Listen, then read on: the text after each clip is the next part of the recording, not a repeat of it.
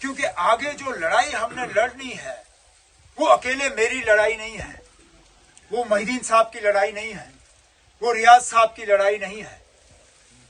अगर हमने जम्मू कश्मीर के साथ जो जुल्म हुआ है अगर हमने दुरुस्त करना है, उसका फायदा सिर्फ मुझे नहीं होगा, उसका फायदा यहाँ पे हम जो सामने आपके खड़े हैं उनको नहीं होगा, उसका फायदा यहाँ जम्मू कश्मीर के हर बाशिंदे को होगा।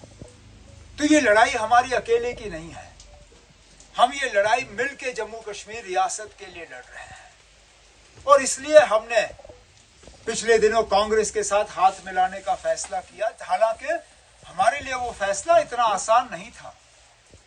हमारे लिए उन सीटों को कुर्बान करना जहां पे हम जानते थे कि अगर कोई मुकाबला दे सकता है वो नेशनल कॉन्फ्रेंस मुकाबला दे सकती है, लेकिन क्योंकि हम चाहते थे कि बीजेपी के खिलाफ खासकर जम्मू के निचले इलाकों में, रजौरी में, पुंछ में कांग्रेस और हम जो है मिलके उन ताकतों का मुकाबला करें, तभी हमने जाके यहां पे कुछ सीटें जो है नेशनल कॉन्फ्रेंस की झोली से निकाल के कांग्रेस की झोली में डाल दी है। और उसका पहला ही असर हमने देखा जबकि गुलाम नबी आजाद साहब ने कहा कि अब वो कैंपेन करने नहीं आएंगे। उन्होंने अपने उम्मीदवारों को कहा है अगर आप मैदान में रहना चाहते हो या रहो, अगर मैदान छोड़ना है तो छोड़ो।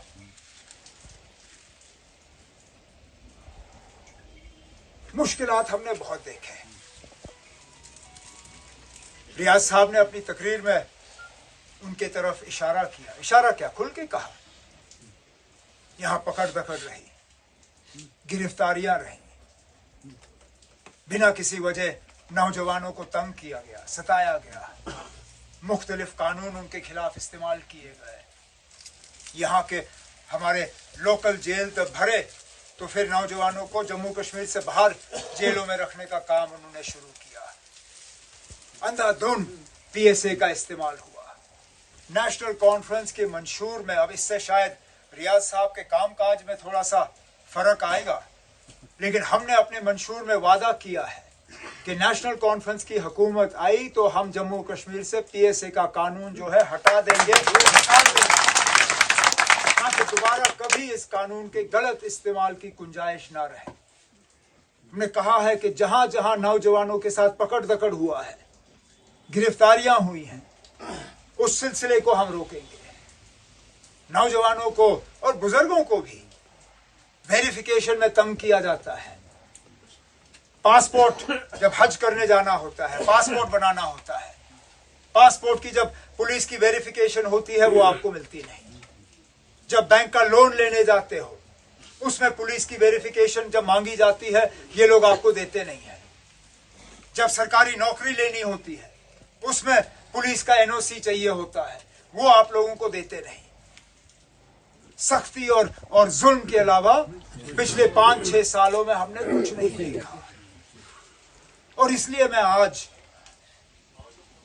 सैयद रियाज साहब को नेशनल कॉन्फ्रेंस में आते हुए बड़ी खुशी महसूस करता हूं, क्योंकि मुझे लगता है इससे हमारे हाथ और ज्यादा मजबूत होंगे।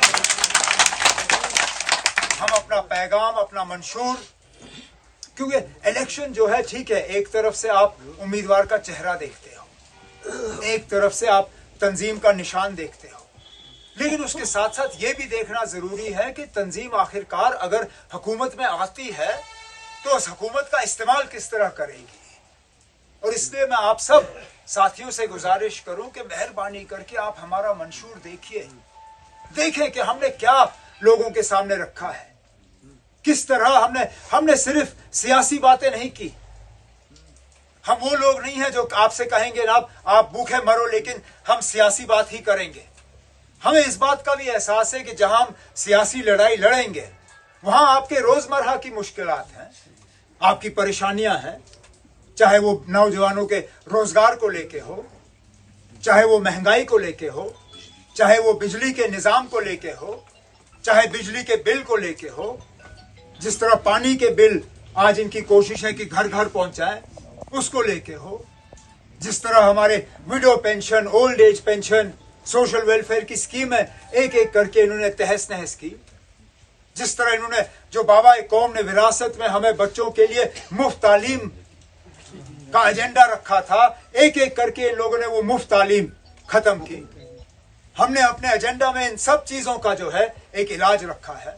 हमने मुफ्त बिजली की बात की, हमने मुफ्त गैस सिलेंडरों की बात की, हमने बिजली पानी के बिल खत्म करने की बात की, हमने यूनिवर्सिटी के लेवल तक बच्चों के मुफ्त तालीम की बात की, हमने सोशल वेलफेयर की स्कीमों को दोबारा जिंदा करने की बात की। ऐसा कोई हिस्सा नहीं है लोगों का, हमारे जो गुजर बकरवाल भाई हैं उन्हें जो तकलीफ होती है, उन्हें जो फॉरेस्ट राइट एक्ट के तहत जो हक मिलना चाहिए, जो उनको उस हक से महरूम रखा जाता है, इन सब चीजों का जिक्र हमारे मंशूर में है। अब मैं उम्मीद करूंगा